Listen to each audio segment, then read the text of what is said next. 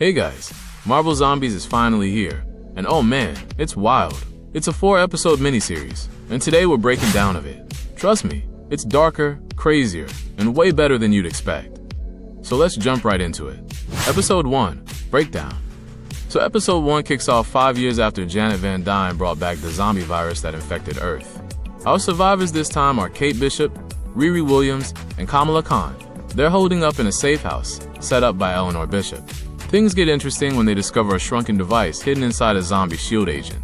They realize it could actually be the key to saving the world. To test it, they head out toward a shield base in Ohio. On their journey, they run into a storm and stumble across a massive crater. Turns out it's the aftermath of Eternal Icarus battling zombie Captain Marvel, Carol Danvers.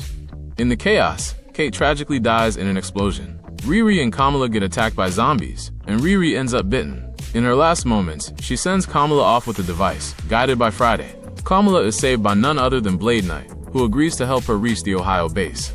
When they arrive, they meet Melina Vostokov, Alexei Shostakov, and Yelena Belova, who have been using Melina's tech to control zombies. Together, they figure out the device needs to be launched into space to contact the Nova Corps for help, but of course things don't go smoothly.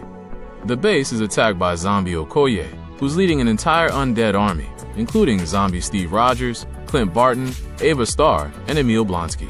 The battles are brutal. Alexei kills what's left of Rogers, Blade Knight takes down Starr, and Melina sacrifices herself so the others can escape. The episode ends with Blade Knight revealing that he knows where they can find a rocket to get to space. Episode 2, Breakdown.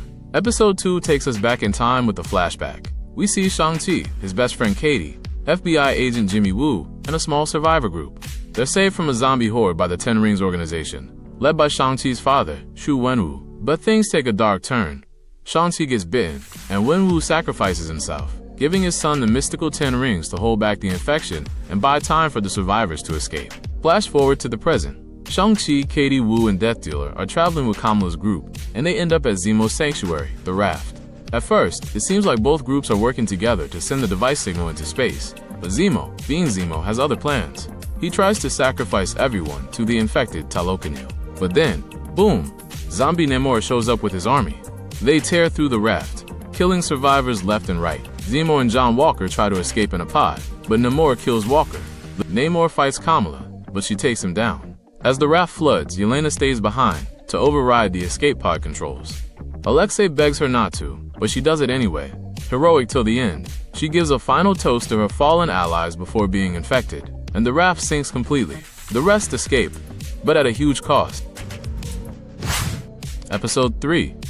In a flashback, Peter Parker, Scott Lang's head, and T'Challa arrive in Wakanda only to see it infected by a zombie Thanos. The trio then fight him along with a vengeful Thor, accompanied by Rocket Raccoon and Groot. Thanos kills Groot and Rocket while also gravely injuring Thor before attempting to snap the Infinity Gauntlet. T'Challa sacrifices himself by lunging at Thanos and plunging them both into Wakanda's vibranium core.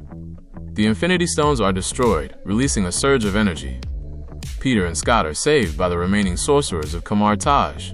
In the present day, Kamala and her group reach New Asgard, with Blade convincing Valkyrie to let them in with help from his Pantheon Khonshu. The Asgardians have been feasting thanks to a gift from the Queen of Sokovia, who reveals herself as the zombie Wanda, the Queen of the Dead. The food was actually zombie remains, turning the Asgardians and Alexei, who then kills Zemo, Wu, and Death Dealer. The heroes flee while Thor fights the zombie queen, escaping in an Asgardian spaceship past the atmosphere, where they activate the beacon. The Nova Corps immediately appears, revealing that Earth is under quarantine and no one is coming to help to solve the outbreak. Episode 4.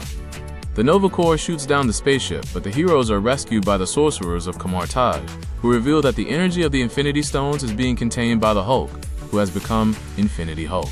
The Queen of the Dead assembles her army to defeat Infinity Hulk and take the raw power of the Infinity Stones for herself.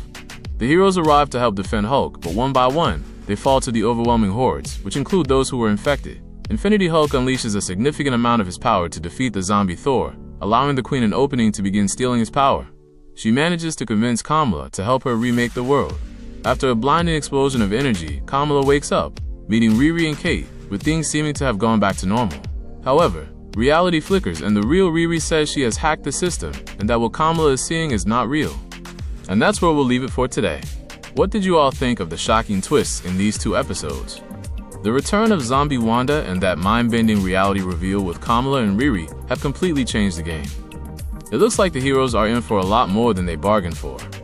Let me know your theories in the comments below. Don't forget to like and subscribe for more breakdowns and hit that bell icon so you don't miss the next episode. See you all next time.